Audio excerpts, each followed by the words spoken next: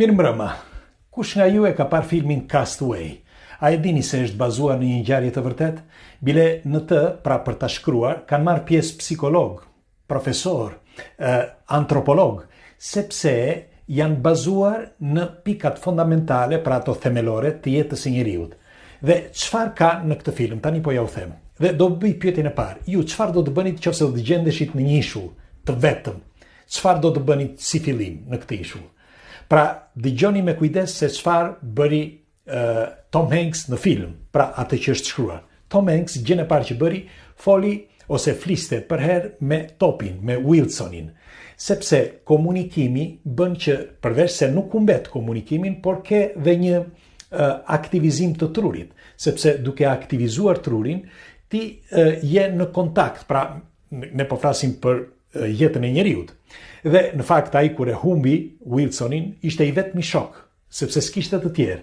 Ndonse ne në jetën e përditshme kemi shok pafund, por kjo tregon themelin e mendjes njerëzore. Tjetra, Tom Hanks në film filloi që të shkruante, sepse duke shkruar mban në aktivitet trupin dhe trurin, sepse truri ti e mban në aktivitet, por njëkohësisht dhe trupin, sepse qelizat marrin jetë pikërisht pra nga këto informacione.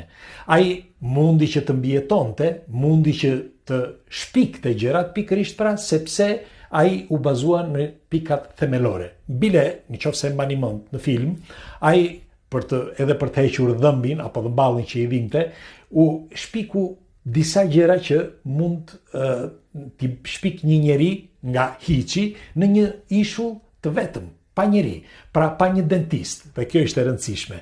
Pra ai duke aktivizuar dhe duke mos e braktisur jetën e tij, pra mendjen, qelizat, veten e tij, komunikonte me Wilsonin, pra me Topin, dhe bënte jetën sikur të ishte me shumë njerëz në atë ishull. Në fakt ai kur ndezi për herë të parë flakën, pra zjarrin, për të ishte triumfi më i madh, sepse të ndezësh zjarrin, ndonse shumë shqiptarë dinë ta ndezin zjarrin, është tepër e bukur dhe themelore, por zjarri është një nga pikat bazë së jetës së njeriut, dhe ti të dish të ndezësh zjarrin në një vend kështu, për shembull në një ishull, pa asgjë, është e rëndësishme.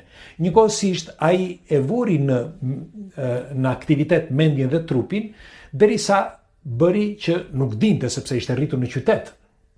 Derisa bëri varkën, studioi erat e tjerë që të mund të hipte në varkë dhe të mund të shkëputesh nga ai ishull. Në fakt u shkëput më në fund dhe shkoi në shtëpi. Mirëpo në shtëpi çdo gjë kishte ndryshuar, ashtu siç ndryshon edhe jeta jon. Jeta jon ndryshon.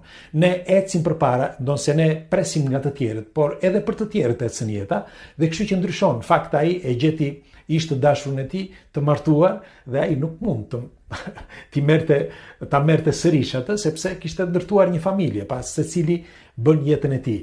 Në fakt ai e tregon me dhimbje këtë, por pika tjetër që është më e rëndësishmja, ajo më e rëndësishme e të gjithave, është pakoja. Pakoja në të vërtet ishte diçka banale, por në këtë rast ishte themelore, sepse quhet shpresë. Pra ata që studiuan për ta shkruar është fantastike.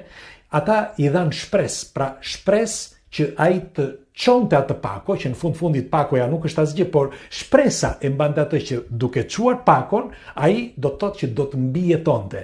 Pra pakoja që mbati aty 3 pika të rëndësishme, pra kontakti me dikë që ishte Topi, shkrimi dhe këndimi, pra që të mbante në aksion mendjen, dhe shpresa që ishte pakoja. Në fakt ai ja dha pakon zonjës, dhe ndonse nuk e njihte fare, dhe pastaj u gjend në mes të 4 rrugëve, sepse është jeta jon. Nëse vini re në film, unë e kam parë disa herë këtë film dhe më pëlqen jashtëmase, sa herë që shikoj më duket sikur e shikoj prap nga e para. Pra, si për herë të parë, ai gjendet në mes të 4 rrugëve sepse nga ky moment çdo gjë ndryshon. Pra, ka filluar çdo gjë nga e para. Ashtu si ndryshon jeta e njeriut, në çdo cep, në çdo hap që bëjmë. Pra, filmi me Tom Hanks, Castaway, është fantastik për shumë arsye. Për më tepër, filmi është xhiruar në një vend në përbri Australisë, në ishujt Fiji, në një ishull të quajtur Monuriki, ishulli, dhe është bazuar në një ngjarje të vërtetë të një skocezi, Alexander Selking. sepse Aleksandr Sekin ndegi 4 vite në një ishull, njëkohësisht edhe Tom Hanks. Mua më pëlqen jashtëmase, doja që t'ja u tregoja, kështu që pres komentet tuaja. Kush prej jush e ka parë filmin, sa ju pëlqen ky film dhe nëse do të mundeni, lini një komentin tuaj se çfarë mendimi keni për të gjithën këtë që kanë studiuar studiuesit për ta shkruar, sepse un jam vërtet entuziast për këtë film, sepse filma na tregojnë edhe anën tjetër të medaljes që ne shpeshherë e anashkalojmë. Pres komentet tuaja. Natëre mirë.